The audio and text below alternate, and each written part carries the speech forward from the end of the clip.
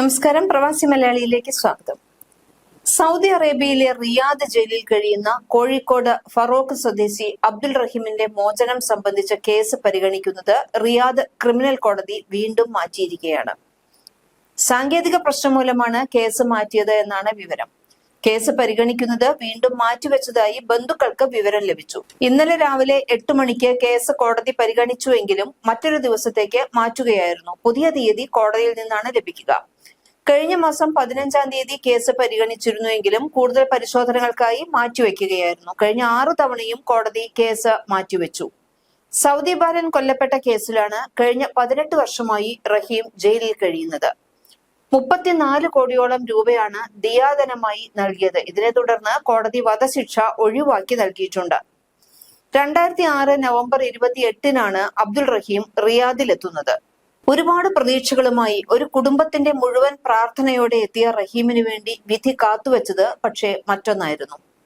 വധശിക്ഷ കേസുമായി ബന്ധപ്പെട്ട നയതന്ത്ര ഉദ്യോഗസ്ഥർ നൽകുന്ന വിവരങ്ങൾ ഇങ്ങനെയാണ്.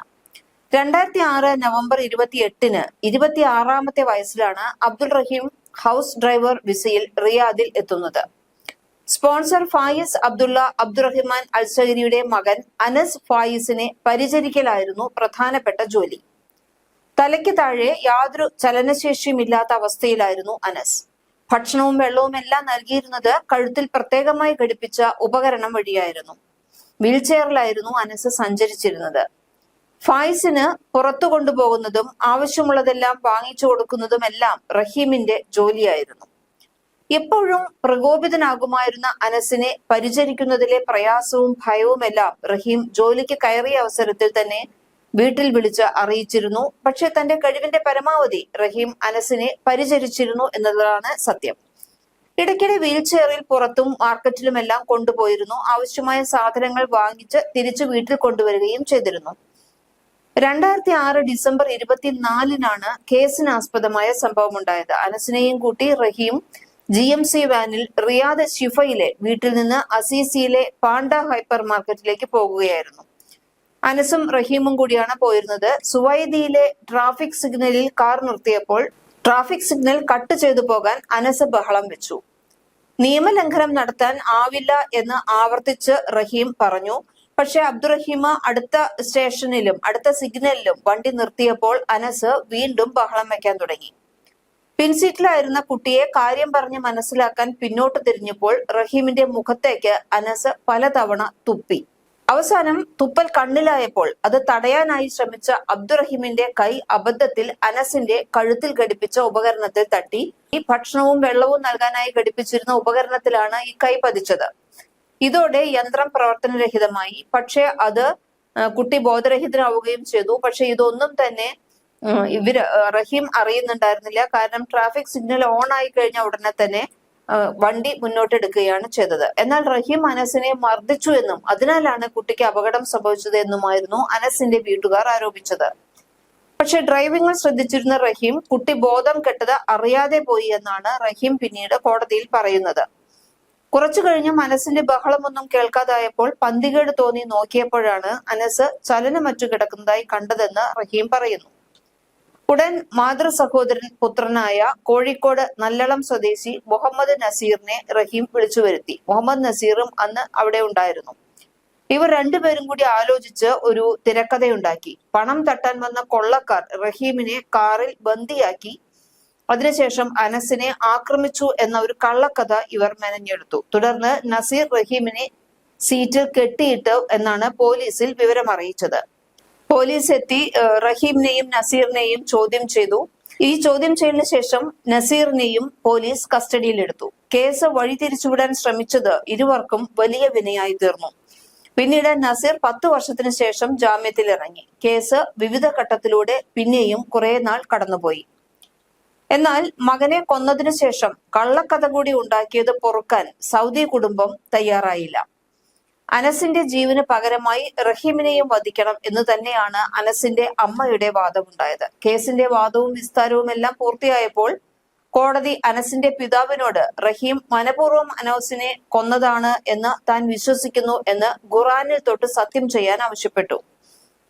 കാരണം കേസിലുടനീളം റഹീം പറഞ്ഞിരുന്നത് ഒറ്റവാചകമാണ്, മനഃപൂർവ്വമല്ല, അബദ്ധത്തിൽ പറ്റിയതാണ്. കൈ തട്ടി അത് വീണത് വിരലിന്റെ ദേഹത്തു നിന്ന് യന്ത്രമെല്ലാം തന്നെ അഴിഞ്ഞു പോയത് അറിഞ്ഞില്ല എന്നാണ് റഹീം വീണ്ടും വീണ്ടും പറഞ്ഞിരുന്നത്.